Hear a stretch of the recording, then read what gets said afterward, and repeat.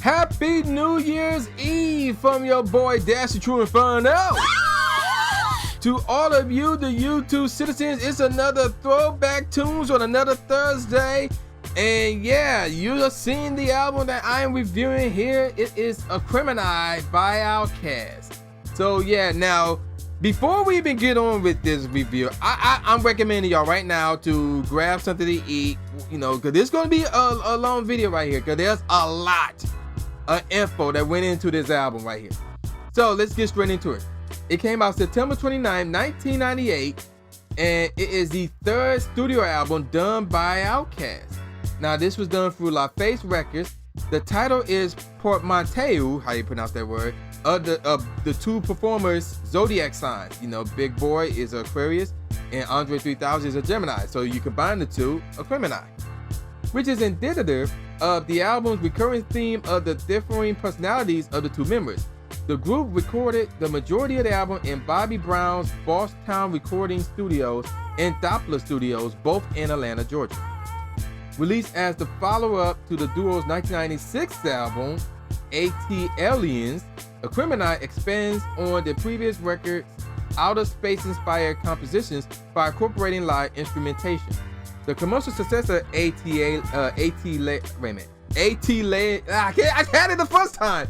AT-Aliens, there we go, allowed for more creative freedom for the group, which led to the members self-producing the majority of the tracks. The band employed a large number of musicians for the album, who frequently entered and exited the studio throughout the recording process and had a major influence on the writing development of the album's songs. Lyrically, Aquemini explores various themes including human nature, addiction, and interpersonal relationships. The album was certified platinum in November 1998, only 2 months after its release, and was certified double platinum on July 2nd, 1999 by the RIAA. Aquemini peaked at number 2 on both the Billboard 200 and the top R&B/hip-hop charts. 4 of the album's tracks had already or would later become singles, although some were limited releases and not available commercially. The record also received rave reviews from music critics who praised the album's musicality and unique lyrical themes. It was ranked at number 500 in the book version of Rolling Stone's 500 greatest albums of all time. It was ranked 500. If that's the case, it should have been ranked higher than that. But anywho, so yeah. Again, this is their third album. Now, keep in mind, Outkast as a group came out with 6 albums. The first one came out in 1994 with, oh my God, let me see how I can pronounce this. Southern Playlist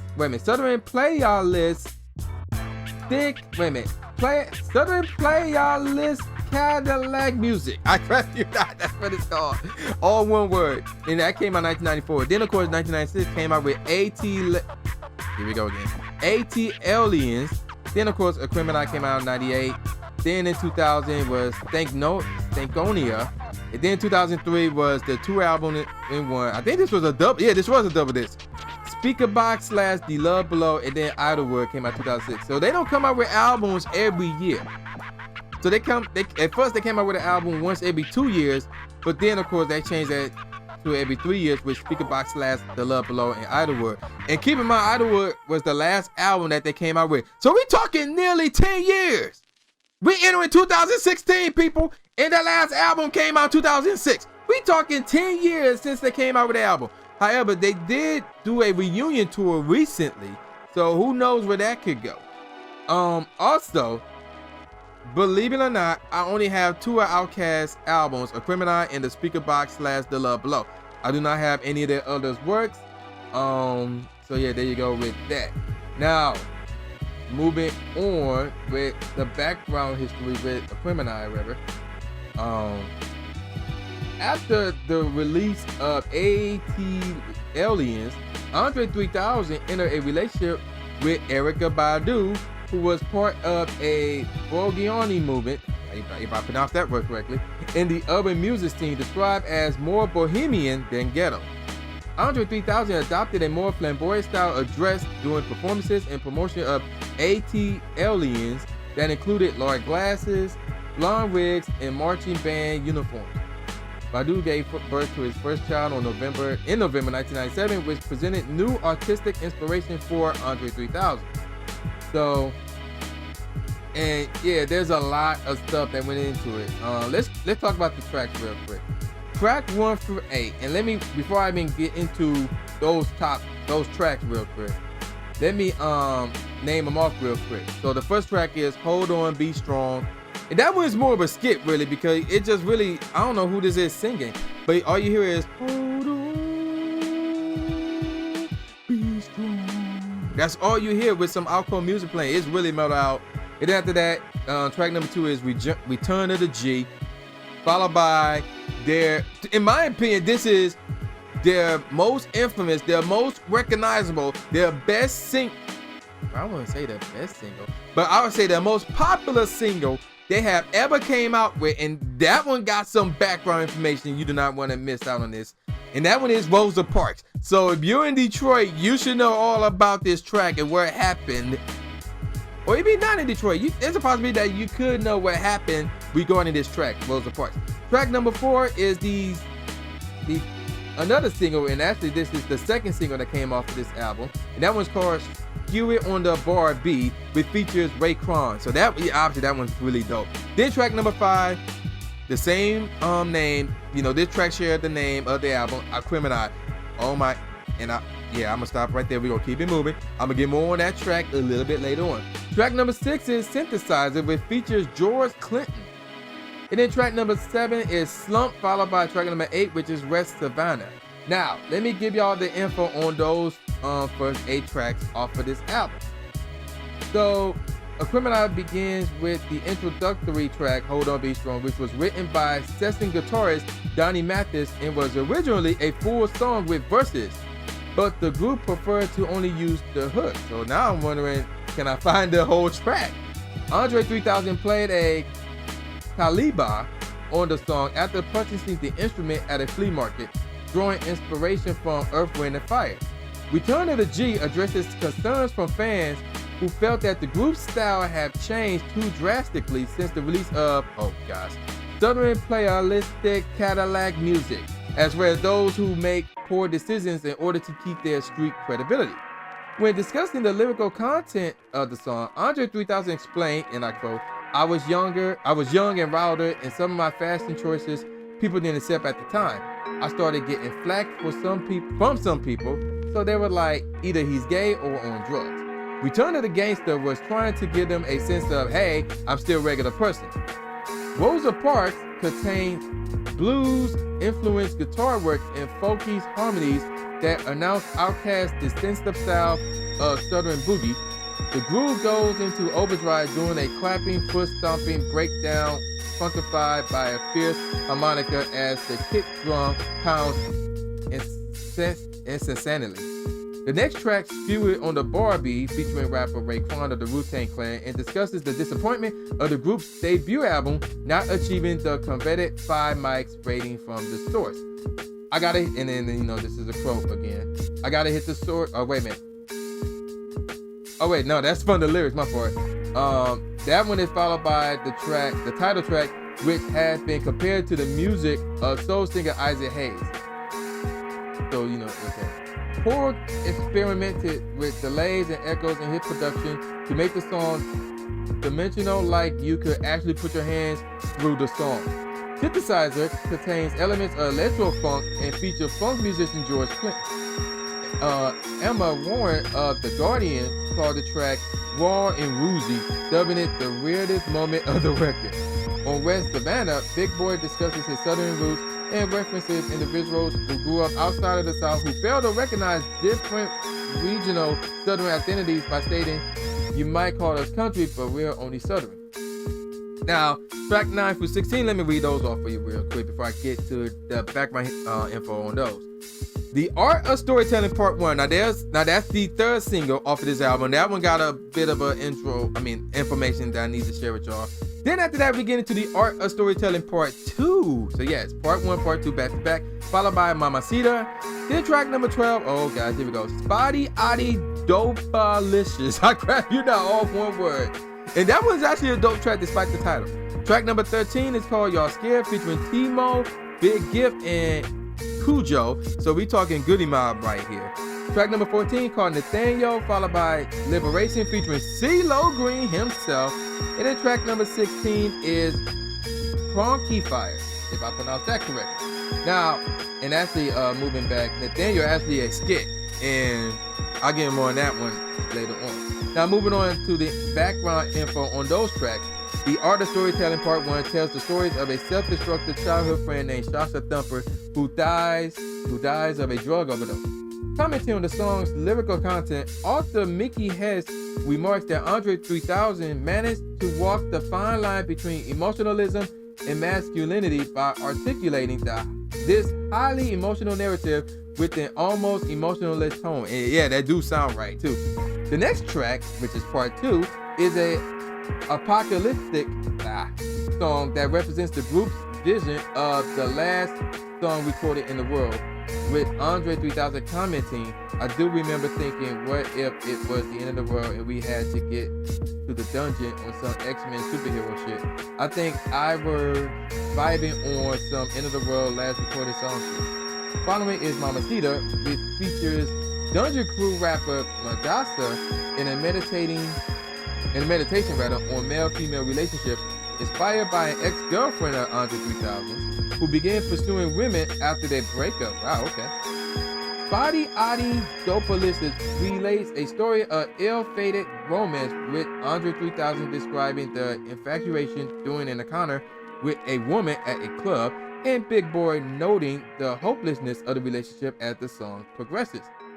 Y'all Scared is a collaboration with 3 members of Goody Mob and contains the chant, "If y'all scared, say you're scared," accompanied by prominent organ and guitar work.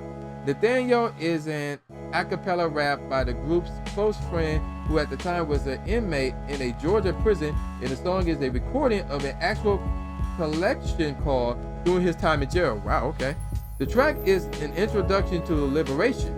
The 8-minute long Liberation, it is 8 minutes long, combines a variety of musical styles, including gospel, jazz, blues, and world music.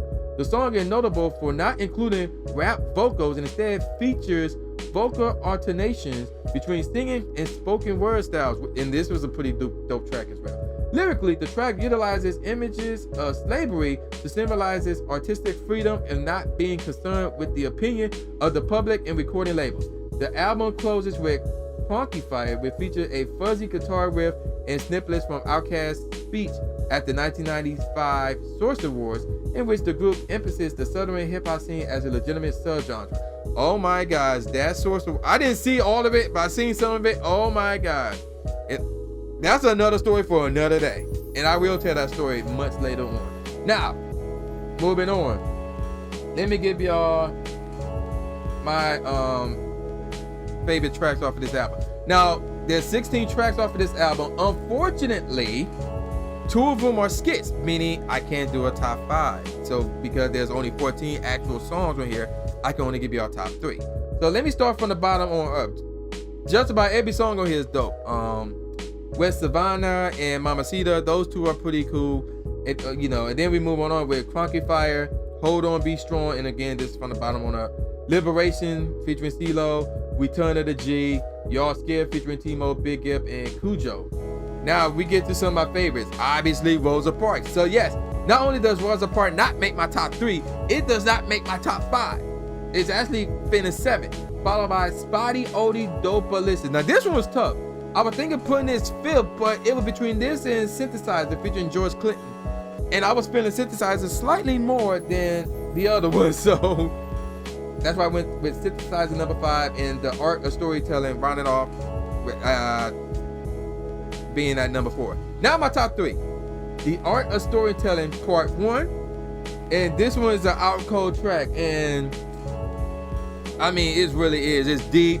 It's somewhat mellow, but it's really deep. And I really like the beat, man.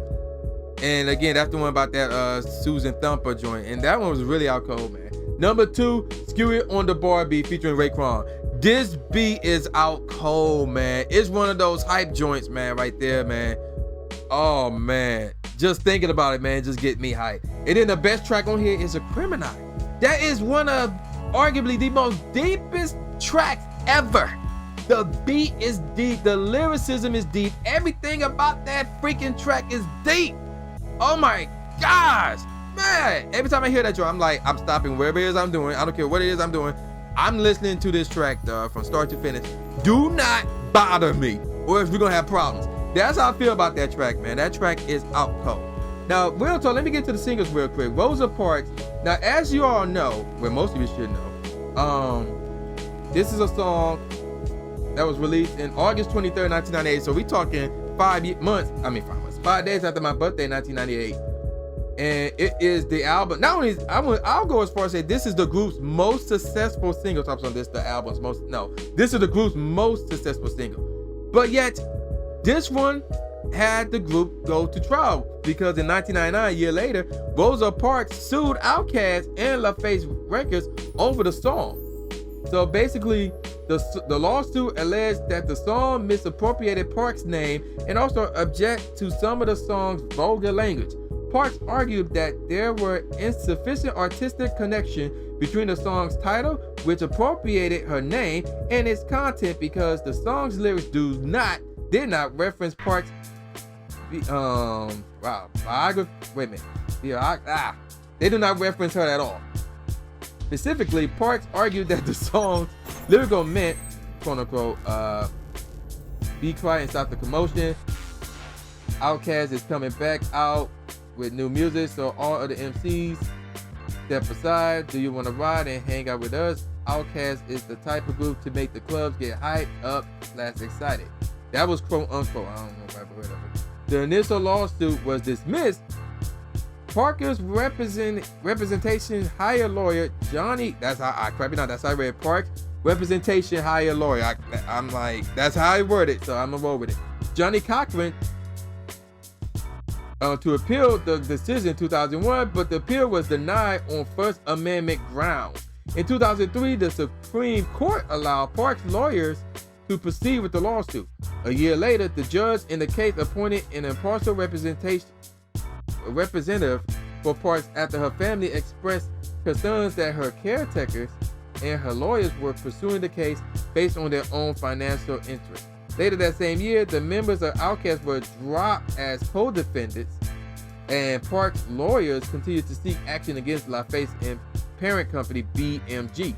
In 2003, Andre told UK journalist Angus Beatty that following a Detroit concert in the midst of the legal battle, relatives of Parks had approached him and implied that the case was less to do with Rosa than with her lawyers. The suit was finally settled on April 14, 2005. In the settlement agreement, Outkast and their producer and label Rebels paid Parks an undisclosed cash settlement and agreed to work with the Rosa and Raymond Parks Institute for Self-Development in creating educational programs about the life of Rosa Parks. So yeah, that track actually landed Outkast in court. I grab you not. Now, as far as the success of the track, it reached as high as number 28 on the Netherlands Singles Top 100 charts, number 55 in the US Billboard Hot 100 charts, and number 19th in the US Billboard Hot R&B Hip Hop Songs charts. Moving on to Skewer on the Barbie, which was the second single that came out July 25th, 1998. How is it the second single? Wait, what? How? I don't get that. Rosa Parks was the first single, but yet it was released after Skewer on the Barbie. That makes no sense anyway. It did not make any charts apparently. So let me double check that as far as the Skewer on the Barbie, which I'm being one of the best tracks on the whole album. But yeah, I'm still stuck in that whole. The House is the second single, but yet it came out before Rosa Parks. That made no sense at all to me. That really don't. I'm like, wait, what? Moving on though. Let me get on to that. Yeah, it did not make any charts at all. And then moving on to the third single, which is The Art of Storytelling, Part 1. That came out June 11, 1999. So wow, we talking about nearly a year later. Now, it did not make any charts either, but it did make the US R&B chart at 67. Now, here's the thing about this track. This track also features Slick Rick. However, his verse was completely cut from the album version, so you can only hear it if you bought the single. So yeah, that was pretty dumb as well. I heard that his version, it was actually pretty dope. Now, however, this song, North Part 2, is not to be confused with Slick Rick's album, The Art of Storytelling, which is spelled T-H-E, whereas the Outkast version is spelled with D-A. And then Storytelling does not have the G. Now, this song was also sampled in J. Cole's song, L.A. or Land of the Snakes, from his album Born Sinner. So yeah, there you go with that. So, again, it's a lot of info here, man. And let me give y'all the ratings before I give y'all my final thoughts on this album. So the ratings obviously gonna be favorable. Went as follows. All Music gave it 5 out of 5 stars. Robert Christgau gave it an A-. Entertainment Weekly gave it an A. LA Times gave it 4 out of 4 stars. Q gave it 5 out of 5 stars. Rolling Stones 4 out of 5. Slant Magazine 4.5 out of 5. Spin gave it 9 out of 10. Uncut gave it 4 out of 5, and US Today gave it 3.5 out of 4 stars.